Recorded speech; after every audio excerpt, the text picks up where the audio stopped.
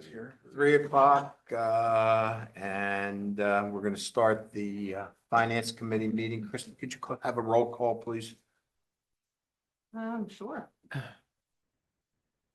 Yeah, my thing will work. I don't have members, so Chris Capp, Here.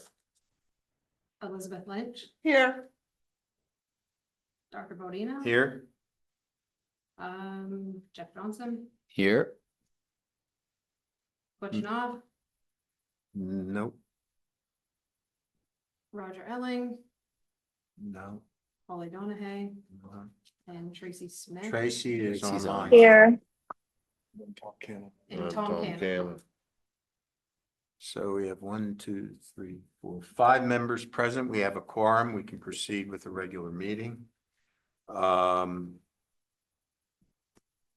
are no presentations that I'm aware of. There are no visitors. Yes, Elizabeth. I'd like to make a motion to amend the agenda. Motion to discuss the 2025 Central Mountain High School and Bucktail graduation booklets and advertising. And I'd also like to make a motion to discuss the school board monthly finance budget report format. Also, I'd like to add a topic of discussion, which would be the finance committee structure.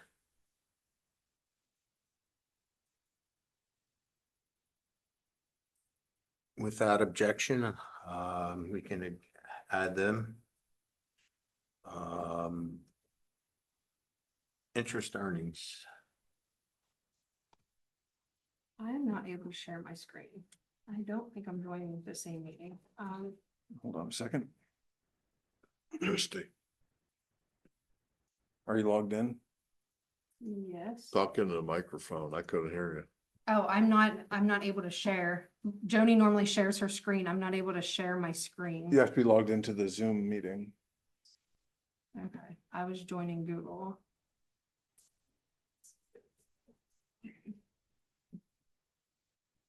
Well, while you're doing that, why don't we jump ahead to one of the things that we're not going to get on the screen?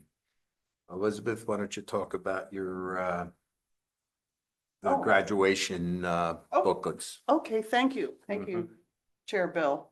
I have here these beautifully done 2025 Central Mountain High School and the Bucktail High School graduation pamphlets. And I brought this up a few years ago, and I'd like to bring it up again, that to help build community and to offset some of the printing costs or all of the printing costs, that administration in cooperation with the board and their staff starts to allow sponsorships, goodwill messages, business advertisements. And then if it's a recommendation from the finance committee meeting, they could come back to us and let us know what their options may be or what they recommend as their course of action. Because right now, I'm not sure how much these cost to print, but it might help. Okay, so you're suggesting like ads? Is that what you're Well, suggesting? it could be an advertisement of a business. It could be a family member making a nice well wish, Oh, okay. or it could be a fun quote that someone wants to put in, whatever they feel is appropriate to put in Okay. this the goal is to offset the printing costs and also to share goodwill. Okay. Jeff, do you have any comments? Are these the programs for the graduation? Is that what this is? These were from the 2025 graduation ceremonies at Bucktail and That's Central what I Mountain. mean, the Yes. program. Mm-hmm. So I guess, I mean, I don't know what, I don't know how much they cost to print those, but We don't know.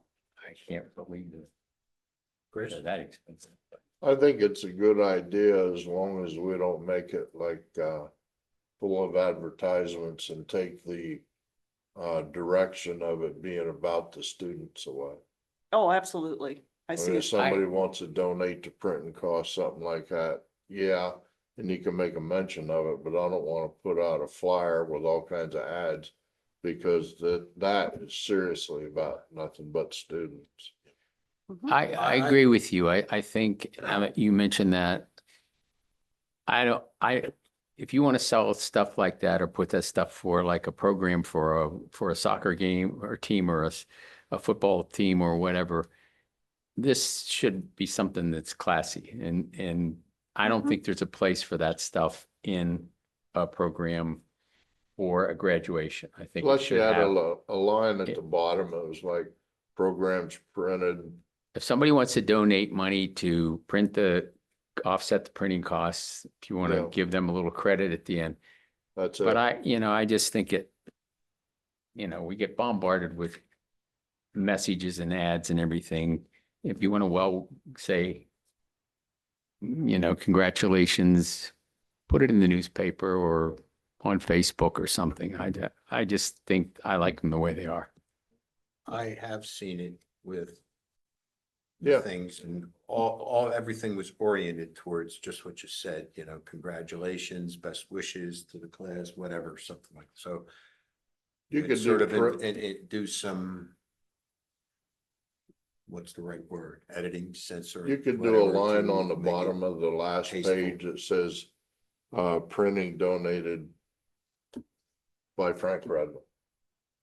I've seen graduation programs before that they try to strike a balance, so they sell, for instance, a quarter page Mhm. spot on there.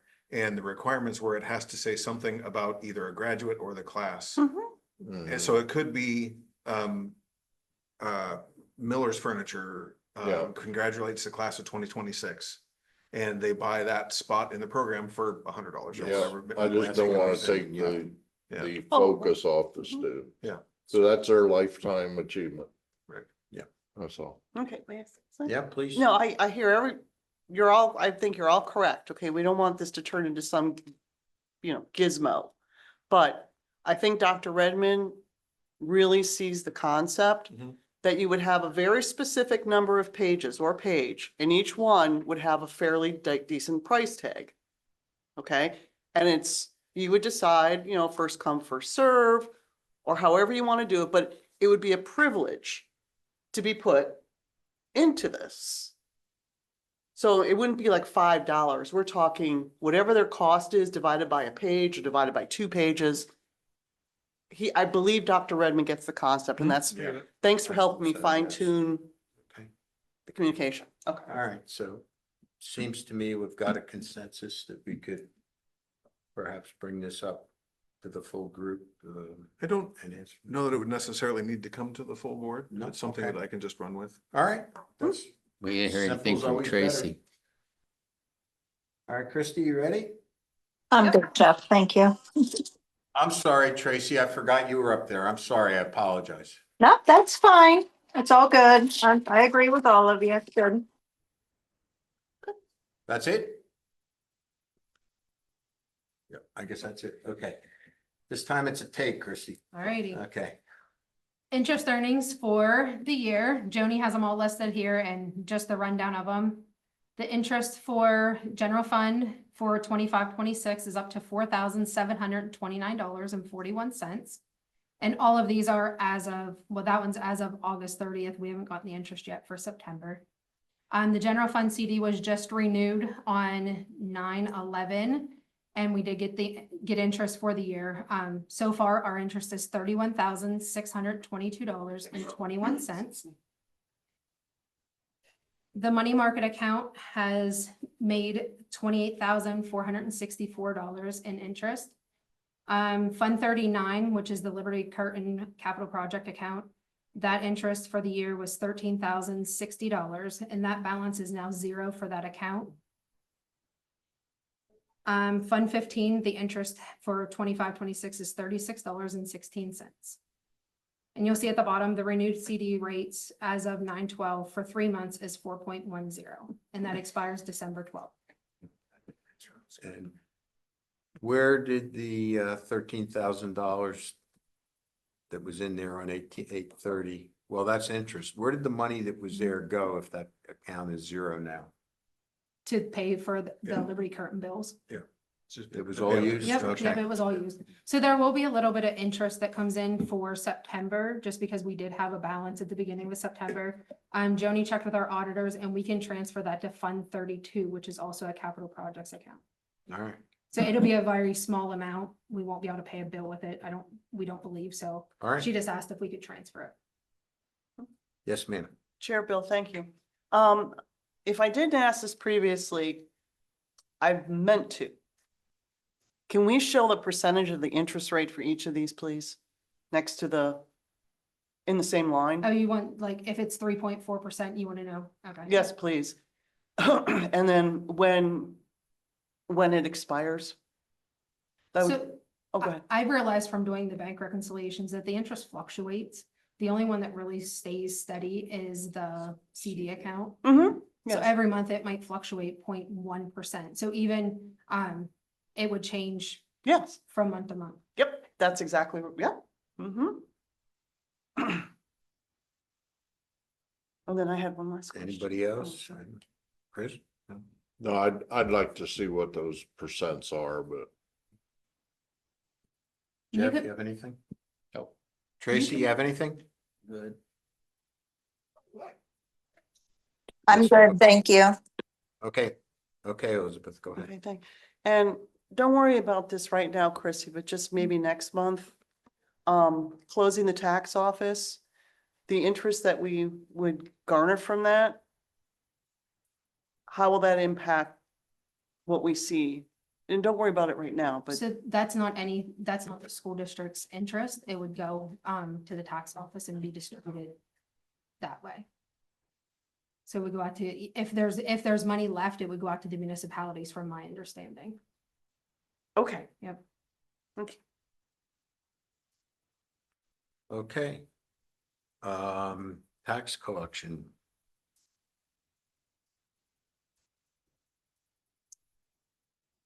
This is a letter. So the school board voted to provide in-house tax collection services for real estate. And then, as of January 1st, Berkheimer is going to take over LST and BBT taxes. Keystone Central has already sent letters to all the municipalities, and the letter is attached. Noel did say that some municipalities have already reached out to her, just asking certain questions. Most of them called and wanted to know what Berkheimer's contact information was. So of course we provided that. But there's a copy of the letter. And then we are going to continue collecting EIT through the we're not collecting it through the first quarter, but we're going to finish collecting 2025 taxes. Berkheimer agreed that it would make more sense for the tax office to continue collecting those taxes since people have paid into the tax office all of 25, rather than turn all of the reporting and monies over to them, to just leave it in-house. And as of January 1st, you will send your EIT collections to them, but anything for 25 will still be sent to the tax office for EIT. LST and BBT is very similar. It's going to be the same cutoff. So December 31st is the cutoff. Anything that was owed to the tax office as of December 31st will go to the tax office. Anything after that will go to Berkheimer. Or whoever the municipality you live in collects, who they choose. Okay. Yes, Elizabeth. Okay, thank you. Okay, I didn't realize this letter was already sent out. Well, this was my comment, just stating that Berkheimer verbally stated that they were going to open a brick and mortar building and have it staffed somewhere in a location in Clinton County. I think that might have helped with some of the scurrying that might be going on with the municipalities. So I appreciate that. We actually talked about what we wanted to include this letter and what we didn't want to. Okay, We wanted to be really careful about not making it seem like we're advocating for any one particular tax collector. We wanted to stay really clean and say, this is what we're doing, and then leave it up to the municipalities to make their decisions. We don't want to Sure. influence that in any way. I could see how someone would take that. When Yeah. you're just trying to help them negotiate this, Okay, yeah, that makes perfect sense. Smart move. That makes perfect sense.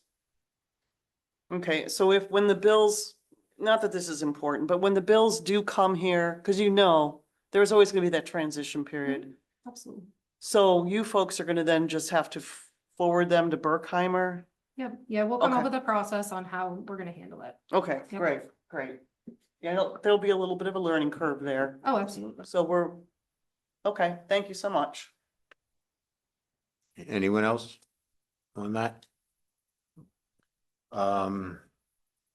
Just a little pet peeve of mine, I mean. It drives me nuts when I get a letter signed, the such and such office or things. I always think there should be a name attached to it, like whoever's running the place, whether. You want to take the heat for being all the way at the top, or you want to push it down the line or what, but.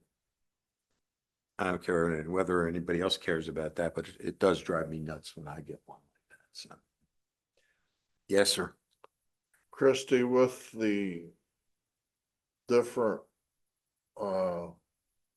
disagreements going on out there over taxes. When this transition is done, we're still gonna be hanging on for settlements and all that are out there. And do we have money earmarked for all that, lawyers' fees and everything else, or are we just kind of going by the wayside? It's gonna be tricky. Well, yeah, we'll continue to fund that. We do have money set aside based on previous year's expenditures for supporting our legal staff. Okay, Well, may I? cause I know as it comes out of the general fund, Mhm. that's why I'm Yep. curious, cause not only do we need to have enough in reserve to pay the legal fees, if we lose one of them, we have to pay that too, right? I'm not sure about that because it's a different sort of case. I'm not sure if we would be responsible for the plaintiff's legal fees. Okay. Just curious. Okay. Go ahead. Oh, I'm thank- sorry. okay. Did you have something? Nope, I just said I'm not sure. Okay, Go ahead. that, this is just a segue off of what Chris said. I'm just gonna make up a hypothetical. John Doe is in litigation with the tax office. And it gets settled after the tax office is closed and no longer collecting for the municipality, okay? Now, the school district tax office was taking money out of the profits to pay the solicitor. Now, the case closes 6 months after the tax office closes. And let's say hypothetically that from the very start of the project, when the tax office was open, the very end, the solicitor's fees comes to $65,000. I'm making this a hypothetical. Now, let's say you get collected back some of those taxes, but now you have to distribute them to the different municipalities. Is there a contract or anything that states that First Keystone, since it is our solicitor, that chunk comes out of that pool first, or do we eat that and they still get their regular percentage? I'd have to check on this, but my supposition is that any settlement that we reach with someone who's in arrears in their tax payments, the first cut would go to pay legal fees, and then the remainder would be distributed. Okay, well, if you could, just so we don't, That's typically the way these things are organized, but we can look into that. thank you, yeah. Just so everyone understands. Everybody. Okay. Anything else on that, anyone? Okay, you want to tell us about the audit, Chris? Yes, the audit is in full swing. We are wrapping up sending the request to the auditors. I'm working on fixed assets. That's what I've been working on all day today. Once I send that, I believe we have 2 more big items that they're requesting. And then they'll have all the information to start sending us the samples that they request.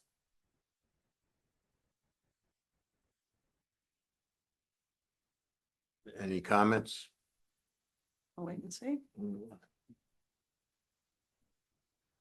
Just, again, a pet peeve of mine from my past life about,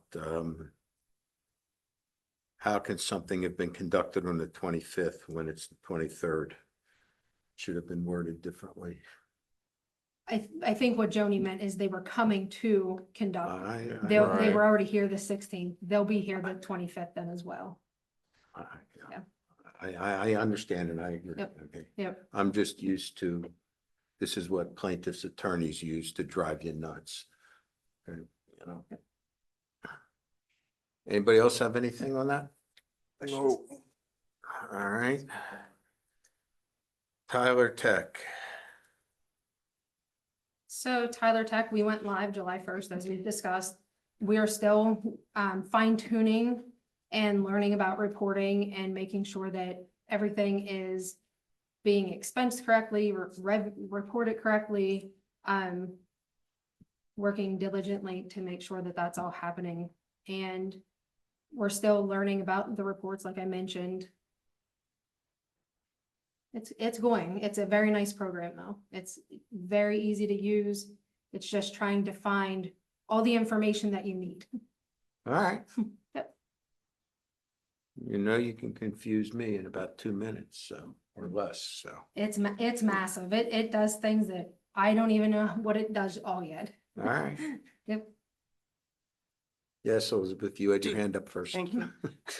Do you feel that your customer service and support from this company is everything that you need? Or if there's anything that we need to know about, do they? So far, I've had no complaints. Great. I sent out an SOS and I had somebody on the phone with me scheduling meetings to go over it. So. Great, thank Yeah, you. Yeah, they have a chat and typically, no, I didn't, the other day, I did open up the chat and I had to get away from my desk for a couple minutes. And when I came back, the person's asked if I was still there and within a minute they were gone.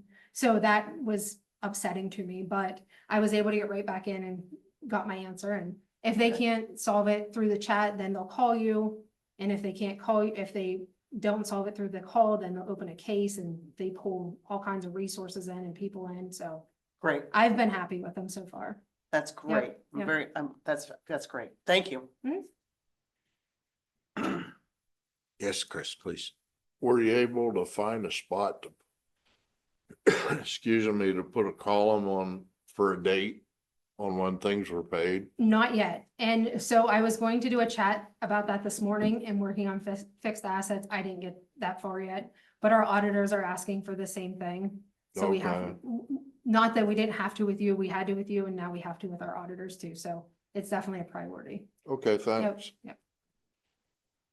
Anybody else have anything on that? Okay. Elizabeth, you wanted to talk about the budget presentation Mhm. format? Yes, if I just would hand this out, please. I got this from another school district. Just, and then if you see value in this, possibly we can go deeper next month. And this is just to give some information. Oh, There's two different things. Mhm. Oh. Thank you. Sorry, Tracy, but I can email it to you if you would like. Thank you. That's fine. Yeah, it's just a standard PDF. It's nothing. Such buckets. There you go, Jeff.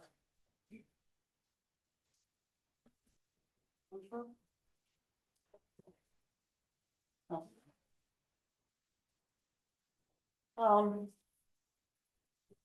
I'll email this to you tomorrow morning, Tracy, and I'll just carbon copy all the board members. Basically what you're looking at is something I took off of another Pennsylvania district's webpage, and this is what they use for their one of the things they use for their monthly finance reports to the board. Chrissy can explain it in graver detail and much better than I can, but the Department of Education, they have very specific things a school district has to report. Okay, and that's basically an Excel spreadsheet format, very simple. And we had been getting the way PDE breaks down how the school district needs to report things into categories, 100, 200, 300, et cetera, et cetera, et cetera. And then within those categories are subcategories. And we used to get that report, and I had mentioned at the last meeting, that I find that report very helpful, especially when you see this year's expenses, just like PDEs. Then you see what percentage of that particular category has been spent per year, which could be another column. And then you see what we spent last year. So you have that continual report. Now, I appreciate everything that the business office is trying to do with these new reports, but bottom line, it just seems logical. Use a similar format that you already have to do for PDE. And we can then together customize what other columns we want to see. And if you still want it broken down by the school district, by the school building, that's another option. But if they're already using this format, it might probably be a lot easier for the employees, and then it's much more transparent. So if you're interested in discussing this in a deeper detail, I would love to do that next month. And that way the board can have a chance to look at this, administration can have a chance to look at this. That's, So just What- for clarification, I understand about format. I think we need to peel this particular form away from the format because this is a once a year report that IUs make about transportation. I hear you about format. Yeah. This particular form has a really specific use. And it's for IUs for their transportation that they have to submit as of September every year. mhm. So I think this is a good exemplar, but in terms of using this form in particular, or a series of these types of forms, probably isn't the answer. But again, we need to stay with the format idea, not the form specifics. Yes, you're absolutely correct. Basically, the staff wouldn't be creating another wheel. They would take a wheel that they're already using because they have to report those figures. Yeah. And then Right. whatever the board wants to see added, or the administration wants to see added. And just keep it simple, Yeah. open, transparent. Part of my point on that is we don't necessarily have a monthly form that's updated every month that looks like this. Right? The forms that we send to PD are often yearly, annual kind of Mhm. things, right? So just asking them to reproduce that every month is asking extra work. So I hear you about, let's see if we can find something that we're already doing and just show you that. And we can certainly explore that. Yeah, that's all. Is there someone Elizabeth can talk to further about this? Hmm. Sure. I mean, it would be Christy and Joni. Okay. If you want I- to look at. Oh, I don't want to Yeah, intrude. And I can send these examples to our support at Tyler Tech and ask them to see if there's anything that they can give us for all of our funds for this, the examples. Yeah, just so you're only doing one thing and then maybe making it a little tweaked for the board also. Mhm. I mean, it's an option, and I'd be more than happy with that instead of all these different reports that we can't see any percentages, we can't see what we spent last year. Then you're creating something totally opposite of what you have to supply to the state. That's all. Okay. Does that seem reasonable to everybody? Okay, Thank you. thank you. I guess that brings us to Frank, you wanted to talk about the structure of this committee. So we have right now written into our board policy that the facilities committee is a committee of the whole. What we have learned that is that, Financial. I'm sorry, financial. I keep saying Yeah, facilities, I mean, that's the okay. financial committee. 2 Fs. Right. You And they're pretended on you're the same day sociology and yes. major. Uh, So in the finance committee as the committee of the whole, what we learned from our district council is if the committee wants to perform any business that is deliberation about policy or making a decision to make a recommendation, then there must be a quorum of the board because it's a committee of the whole. Today, we have a committee, we have a quorum. Last month we didn't. And last month, and this is, I can count on my fingers of one hand, the number of times we've had a quorum here at the finance committee meeting. So should we consider having it be a more typical committee where there's 3 members so that we don't hit that barrier of being able to conduct business, not being able to do business because we don't have 5 folks here? What about if you move the meeting to the evening? To where people aren't working during the day and then Except- they could show up. Except for all the folks that set up this meeting and work this meeting are working all day. So you're adding expense on because you're putting more time and effort in for all the folks that have to come in extra time that are already working full-time jobs. Well, they could always come in later on the day of that meeting. The part of the And- problem is they have full-time jobs with work to do. It's not as if people are sitting around doing nothing. Well,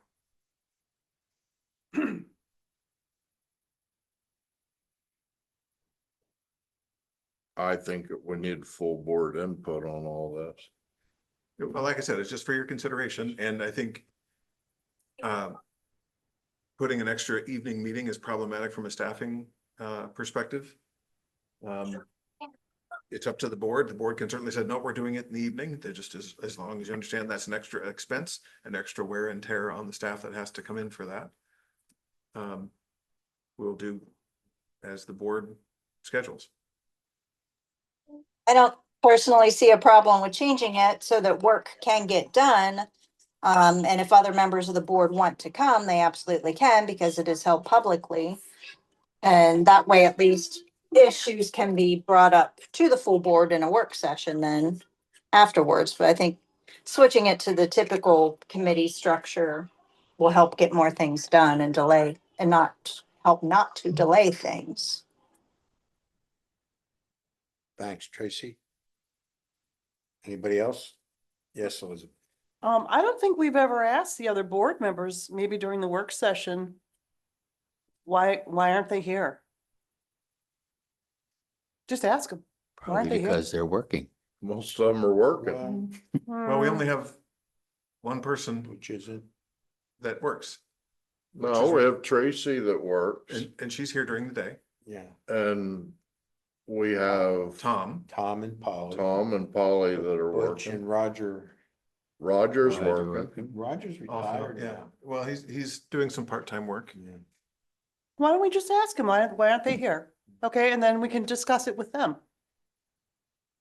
I do have this as an agenda item on the work study. So, because I figured that whatever we talked about here would also need to be talked about with the full board. Yeah, find out why they're not here. But I thought since it's about the finance committee, we Yeah. should start here. No problem. Jeff, you have I, anything? I think it makes sense to do it with 3 people because you can't always guarantee. And Frank's right. There hasn't been many times when we've had 5 people here. I think it just adds a little added problem area. All the other committees function with 3 people.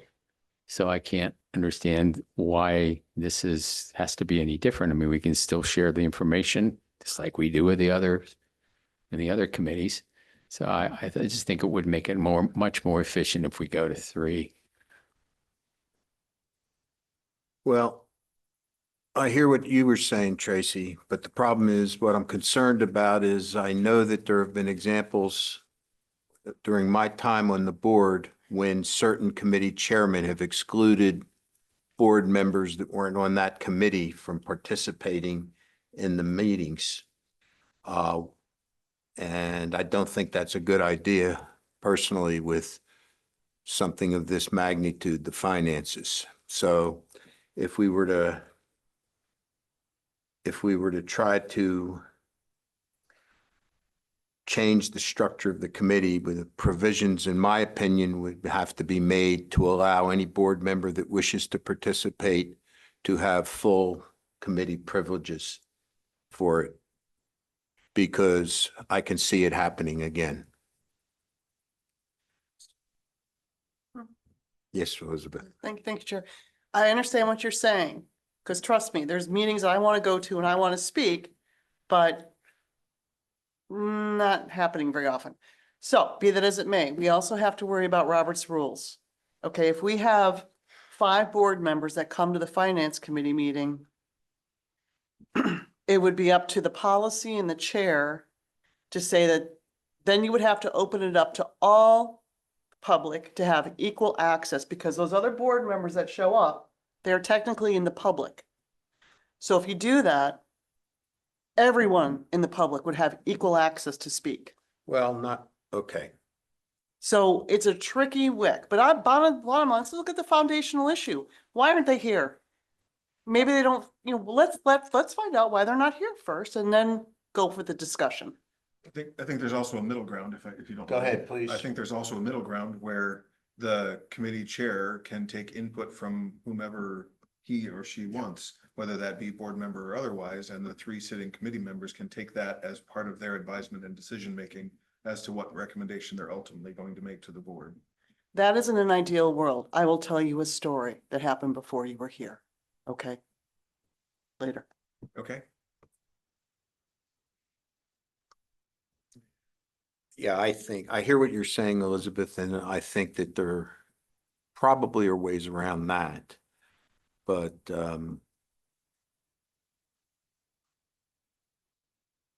I think we can discuss it some more.